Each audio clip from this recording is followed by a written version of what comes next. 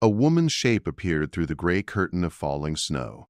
She came on foot, no horse behind her, no wagon tracks following her path. Only a thin, worn coat hugged her body, and her boots were so tired at the heel they looked close to giving up. The wind cut hard across the Montana plains, sharp enough to sting the skin. Winter was no longer coming. It had arrived. Cole Dawson stood in the doorway of his ranch house, one hand braced against the frame, watching her climb the last stretch of ridge. Most people turned back when the sky looked like this. She did not. She did not stop to rest. She did not stumble. She just kept moving forward, one steady step at a time. When she reached the porch, she knocked 3 times. Firm, even. Like she had decided this was the last door she would knock on. Cole opened it. She was younger than he expected. Late 20s, maybe a little older. Her dark hair was pulled back tight. Her face lean from hunger or worry or both. Snow clung to her lashes. Her eyes met his without fear, but they were tired in a way he knew well. The look of someone who had run out of choices, but not strength. "I'm looking for work," she said. No greeting, no apology for the hour or the storm. Cole studied her for a long moment. "What kind of work?" "Any kind you'll give me." "I can cook, clean, mend. I learn fast." He looked at her hands. Not soft, but not ranch hard either. Hands that had worked, just not this kind of work. "Why here?" he asked. "Because you're far enough from town that maybe you need help more than you need gossip." That almost made him smile. Almost. His housekeeper had left 3 weeks earlier, said the silence drove her mad. Winter was closing in fast, and Cole needed someone to keep the house running while he handled the stock. Still, a strange woman arriving alone at dusk was trouble waiting to happen. But the snow was falling heavier now, thick flakes, turning the world white and dangerous. "You'll find more than wages here," Cole said at last. "Work starts before dawn. Days are long. This land doesn't suffer fools.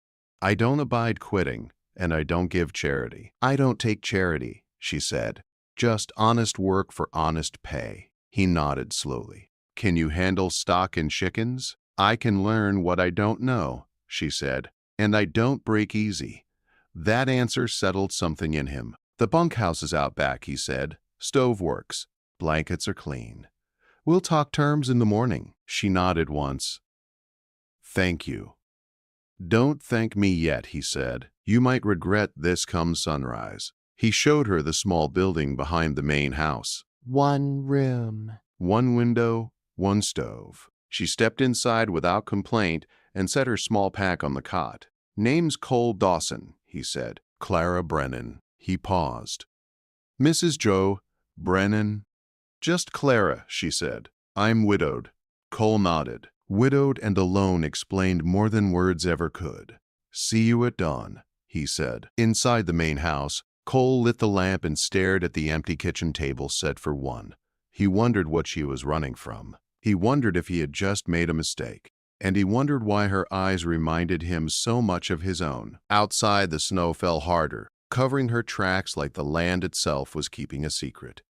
3 days later, Cole opened the barn door at 4 in the morning and stopped. Clara stood in the yard in the dark, breath clouding in the cold, struggling with leather straps near one of the horses. She hadn't been told when to start work. He had only said dawn. Most people would have slept until first light. She had not. "That's a bridle," Cole said after watching her struggle. "Horse doesn't need it for mucking stalls." She turned, startled but not embarrassed. "Then I'll use the halter." He pointed toward the feed bin. 2 scoops per animal. Water troughs need breaking if they've iced.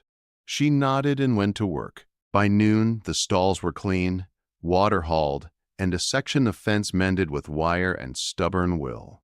Her hands were wrapped in torn cloth, blood seeping through. "That's enough for today," Cole called. "There's more fence." I said, "That's enough." She didn't argue, just nodded and walked back toward the bunkhouse. That night, Cole left a plate of stew and bread on the kitchen table for her and ate alone in the other room. The line was clear. Rancher and hired help. That was how it had to be. Near midnight, the chickens screamed. Cole grabbed his rifle and ran outside. He stopped short. Clara stood by the henhouse in her nightgown and coat, one of his rifles raised. Firelight from the lantern painted her in orange and shadow. 3 wolves circled beyond the fence, eyes glowing in the dark. She fired a warning shot into the air. The wolves backed off but stayed close. Cole moved beside her, lit a torch, and hurled it toward them. She fired again. Together, they drove the pack back into the hills. When the silence returned, they stood side by side, breath rising in white clouds. "You know how to shoot," Cole said. "My father taught me," she replied. "Said a woman alone needs to know how to stand her ground." She was shaking from cold or adrenaline, maybe both, but she hadn't run. "Get some rest," Cole said. "They won't be back tonight." She nodded and walked toward the bunkhouse, rifle still in her hands. Cole watched her go, listening to the distant howl of wolves. Lonely. Old. Maybe, he thought, he hadn't made a mistake after all. 2 days later, he rode into town for supplies. The looks started immediately. "Morning, Cole," Martha Doyle said carefully from behind the counter. "Heard you hired a woman. Needed help," Cole said. "She needed work. Folks are talking. Folks always talk." Outside, Warren Kent blocked the doorway. Banker thin, smile sharp. "She that kind of woman?" Kent asked. Cole's jaw tightened. "She's the kind that works hard and minds her own business." Kent stepped aside, still smiling. Just friendly advice.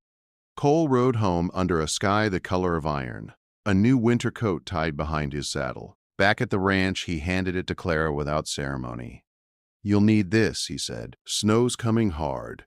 She stared at it like it might disappear. "I can't pay you back." "Didn't ask you to." "Then why?" "Maybe I know what it's like."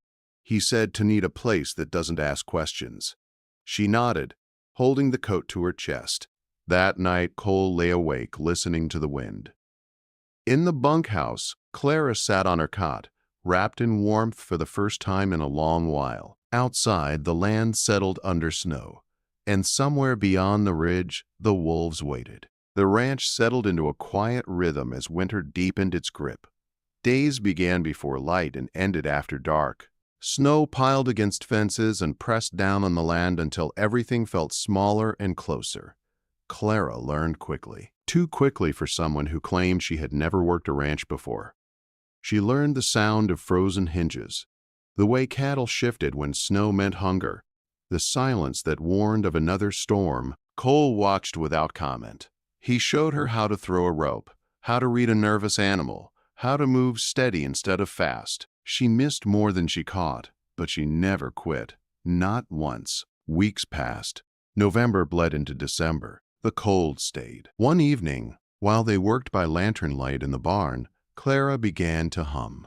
The tune was simple, worn smooth by years of use. Cole paused, the rope slack in his hands.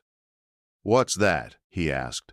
"A hymn my mother used to sing," Clara said. "She said it helped when things felt heavier than you were." She finished her work and went quiet again, but the sound stayed with him long after the lantern was blown out. The pipes froze on a Tuesday morning.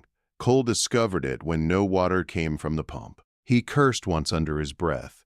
The repair would take days. Until then, water would have to be hauled by hand from the creek.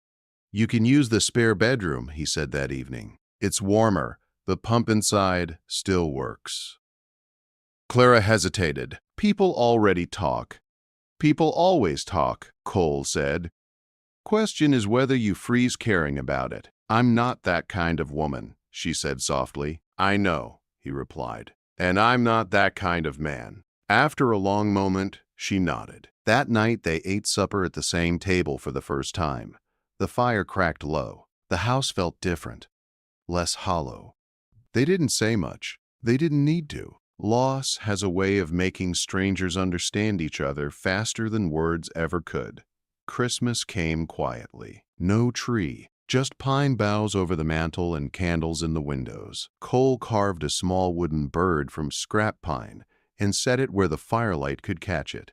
"I made one once," he said, "for a child that never lived long enough to hold it." Clara didn't ask questions. She didn't need to. My daughter was 4, she said later that night. Fever took her. After that, the town decided my grief was a crime. Cole stared into the fire. My wife died in childbirth. Folks said I should have done more. Maybe they were right. They sat with that truth between them. 2 people carrying guilt neither had earned, but both believed. The blizzard came 3 days after Christmas. It came hard and fast, erasing the world beyond the porch. The cattle were stranded in the far pasture. If they didn't bring feed, the herd wouldn't survive. I'm going, Cole said, loading hay onto the sled. You're not going alone, Clara said, already pulling on her coat. He wanted to argue, wanted to order her inside, but he saw the same resolve that had brought her to his door in the snow.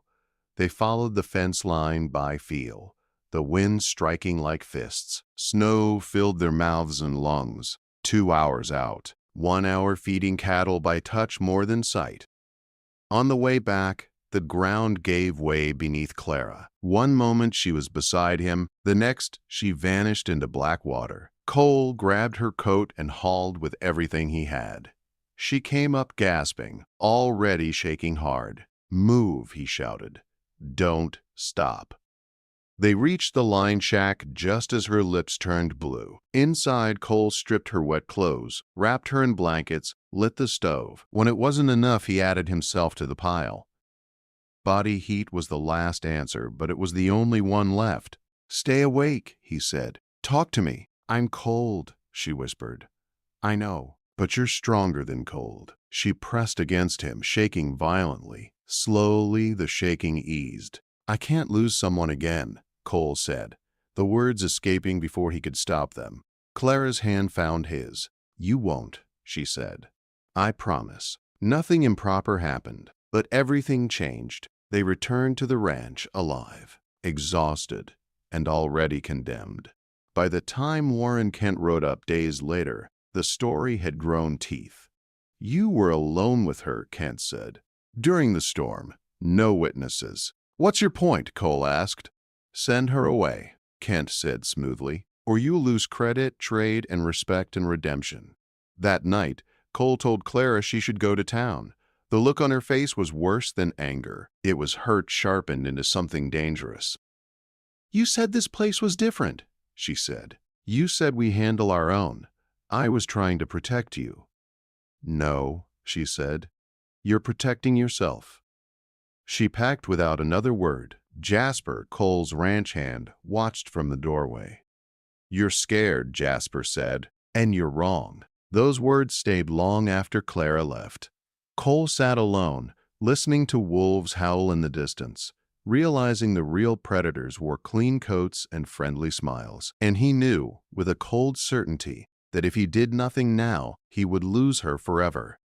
Outside, the church bell rang for Sunday, and Cole Dawson made his choice. Cole Dawson walked into the church like a man walking toward his own judgment. The wooden doors creaked open, and every head turned. The room smelled of wet wool and old pine. Snow clung to boots lined along the walls. Reverend Mills stood at the pulpit mid-sermon, his voice slowing as Cole's footsteps echoed down the center aisle. Warren Kent sat in the front row, his back straight, his mouth already curved in quiet victory.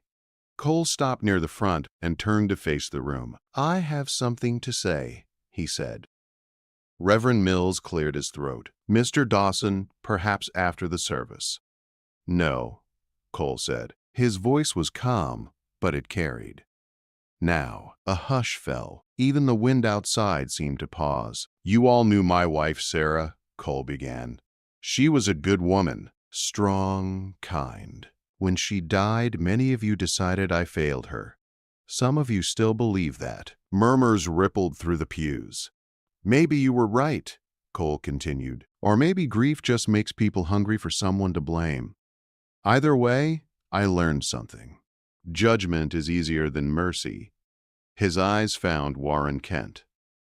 There's been talk about a woman named Clara Brennan. You call her shameful. You call her dangerous. You whisper about her like she isn't human. Kent stood. Mr. Dawson, Propriety matters. A man's reputation matters. Does it? Cole said, cutting him off. Or does your comfort matter more than truth? The room stirred. She lost her child, Cole said. She lost her husband. She lost her home. And instead of laying down and dying, she kept going. She worked harder than anyone I've ever hired. She stood her ground when wolves came in the night. And not one of you had the decency to know her name before you judged her.